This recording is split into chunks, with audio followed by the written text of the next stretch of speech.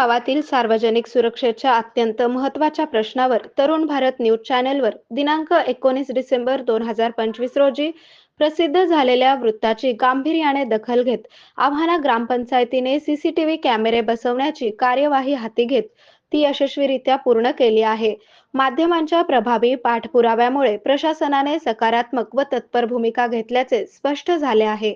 दिनांक 18 डिसेंबर 2025 रोजी आव्हाना ग्रामपंचायत कार्यालयात ग्रामविकास अधिकारी वाघ यांच्याकडे सामाजिक कार्यकर्ते ईश्वर पांढरे, माजी तंटामुक्त अध्यक्ष मुक्तार बागवान, तंटामुक्त अध्यक्ष दत्ता पाटील ठाले व नाना गुंजाळ यांनी संयुक्त निवेदन सादर केले होते. या निवेदनामध्ये आव्हाना गावातील प्रमुख धार्मिक स्थळांजवळ मुख्य चौकात, शाळा परिसरात, बसस्थानक परिसरात तसेच महापुरुषांच्या पुतळ्यांच्या परिसरात सीसीटीव्ही कॅमेरे बसवण्याची मागणी करण्यात आली होती. गावातील वाढती लोकवर्दळ, सण उत्सवाच्या काळातील गर्दी व सुरक्षेच्या दृष्टीने ही मागणी अत्यंत आवश्यक असल्याचे निवेदनात नमूद करण्यात आले होते. यानंतर 19 डिसेंबर 2025 रोजी तरुण भारत न्यूज चॅनेलवर ही बातमी प्रसिद्ध होताच ग्रामपंचायत प्रशासनाने तत्काळ नियोजन प्रक्रिया सुरू केली. संबंधित ठिकाणांची पाहणी करून टप्प्याटप्प्याने कॅमेरे बसवण्याचा निर्णय घेण्यात आला. दरम्यान 27 फेब्रुवारी 2026 रोजी शुक्रवारी आव्हाना ग्रामपंचायत कार्यालयात